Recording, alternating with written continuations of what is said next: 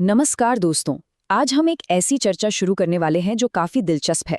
बंगाल की राजनीति का एक गहरा और बिल्कुल निष्पक्ष विश्लेषण। देखिए, अगर इस माहौल को ठीक से समझना है ना, तो ये एक्सप्लेनर आपके लिए बिल्कुल सही जगह है। बिना किसी एक नजरिए की तरफ झुके, उपलब्ध डाटा और जमीनी रिसर्च के आधार पर हम आज तथ्यों को समझेंगे। तो चलिए शुरू करते हैं। तो यहाँ सबसे अहम बात समझने वाली ये है कि बंगाल में भारतीय जनता पार्टी यानी बीजेपी का जो उभार हुआ वो कोई एक रात का चमत्कार नहीं था। बिल्कुल नहीं। ये लगभग 10 से 15 साल का एक लंबा समय दर्शाता है, जो एक सोची समझी दीर्घकालिक राजनीतिक रणनीति का हिस्सा था। ये सालों की बहुत ही शांत मेहनत का नतीजा था दोस्तों, जिसने जमीन पर एक मजबूत नींव रखी। इस पूरे राजनीतिक विकास को आसानी से समझने के लिए हम इस पूरे विश्लेषण को इन 5 मुख्य हिस्सों में बांटेंगे। पहला, दीर्घकालिक रणनीति। दूसरा, राजनीतिक शून्य यानी पॉलिटिकल वैक्यूम। तीसरा, नैरेटिव और पहचान। चौथा, क्षेत्रीय रणनीतियां। और आखिर में गतिशील भविष्य। ये छोटा सा रोड मैप इस मुश्किल विषय को स्टेप बाय स्टेप समझने में हमारी काफ़ी मदद करेगा। ठीक है, तो चलिए सीधे इसमें डाइव इन करते हैं। हमारा पहला पॉइंट, दीर्घकालिक रणनीति। ये वो बुनियादी जमीनी काम था जो चुनावी शोर शराबे से बहुत पहले बिना किसी दिखावे के शुरू हो गया था। सच कहूं तो राजनीतिक विश्लेषक इस उत्थान की शुरुआत एकदम शांति से किए गए जमीनी काम में मानते हैं।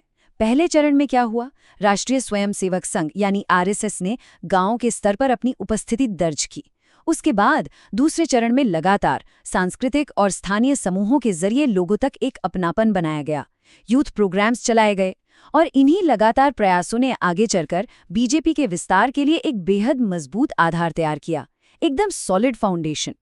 अब आते हैं दूसरे पहलू पर, राजनीतिक शून्य यानी एक खाली जगह को भरना। यहाँ पर पुरानी वफादारियां बदली, जिसने आगे के नए रास्ते खोल दिए। चलिए आगे बढ़ते हैं और देखते हैं कि ये सब आखिर बिल्ड कैसे हुआ।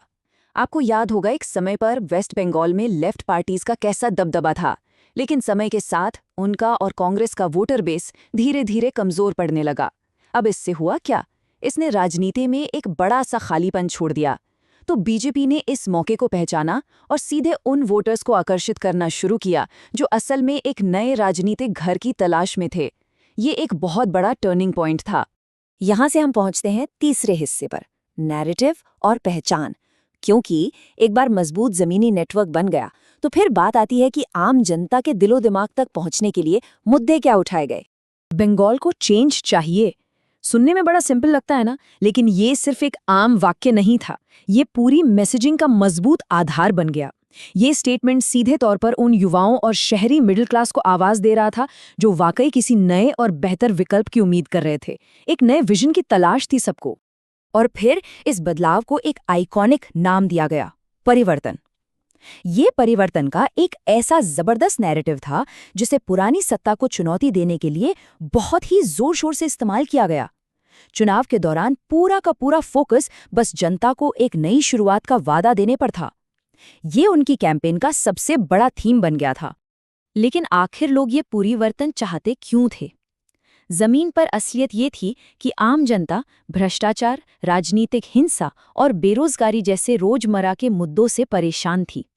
एक नए विकल्प के प्रति आकर्षण पैदा करने के लिए इन रोजाना की समस्याओं को प्रखरता से उठाना एब्सोल्युटली क्रूशियल था। आम आदमी की इन्हीं परेशानियों को कैंपेन ने टारगेट किया।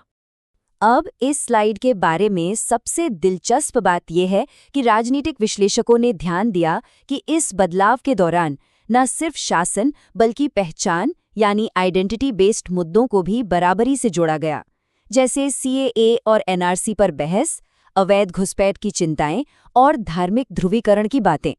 खास तौर पर सीमावर्ती क्षेत्रों में ये काफी असरदार रहा। अगर हम निष्पक्ष होकर सोचें तो साफ दिखता है कि इन संदेशों ने मिलकर मतदाताओं के रुख को मोड़ने में एक बहुत बड़ी भूमिका निभाई। और इन सभी मैसेजेस को घर घर तक पहुंचाने के लिए जो एक बड़ा कैटलिस्ट बना, वो था मोदी फैक्टर। प्रधानमंत्री की अपनी लोकप्रियता ने राज्य में एक पूरा सेंट्रलाइज्ड प्रचार अभियान खड़ा कर दिया। उनकी मैसिव रैलीज, सोशल मीडिया का जबरदस्त इस्तेमाल और व्हाट्सएप के जरिए गांव-गांव तक पहुंच, इस आधुनिक डिजिटल रणनीति और बड़ी लीडरशिप ने मौजूदा सरकार को टक्कर देने के लिए एक तगड़ी विजिबिलिटी दी। चलिए अब चौथे हिस्से की तरफ बढ़ते हैं, क्षेत्रीय रणनीतियां यानी हाइपर लोकल स्ट्रैटेजीज। ये हिस्सा बहुत ही जरूरी है क्योंकि यहाँ बड़े राज्य स्तर के संदेश को छोटी छोटी स्थानीय जरूरतों के हिसाब से ट्वीक किया गया। और ये इस बात को बहुत ही शानदार तरीके से दर्शाता है कि पूरे बंगाल को किसी एक यूनिफॉर्म चश्मे से नहीं देखा गया। हर रीजन के लिए एक अलग अप्रोच थी। जैसे नॉर्थ बंगाल में प्राथमिक संदेश पहचान और विकास का रखा गया, वहीं जंगल महल एरिया में पूरा फोकस एंटी एस्टैब्लिशमेंट यानी सत्ता विरोधी भावना पर था, और शहरी इलाकों में भ्रष्टाचार और शासन को मेन मुद्दा बनाया गया, एकदम प्रिसाइज टैलेटिंग। तो इन हाइपर लोकल प्रयासों का एंड रिजल्ट क्या हुआ? इन्हीं लक्षित रणनीतियों ने जंगल महल और नॉर्थ बंगाल को बीजेपी के लिए बेहद मजबूत पकड़ वाले क्षेत्रों में बदल दिया। ये साबित करता है कि ग्राउंड लेवल पर स्थानीय संदेश हमेशा बड़े राष्ट्रीय संदेश से ज्यादा गहराई से जुड़ता है।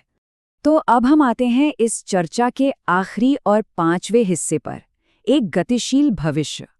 अब वक्त है इन सभी कॉम्प्लेक्स फैक्टर्स को एक साथ रखकर बड़ी पिक्चर देखने का। अगर हम इस पूरे एक्सप्लेनर के पॉइंट्स को एक साथ जोड़ें तो विशेषज्ञों का साफ तौर पर मानना है कि इस उभार का कोई एक सिंगल कारण नहीं हो सकता।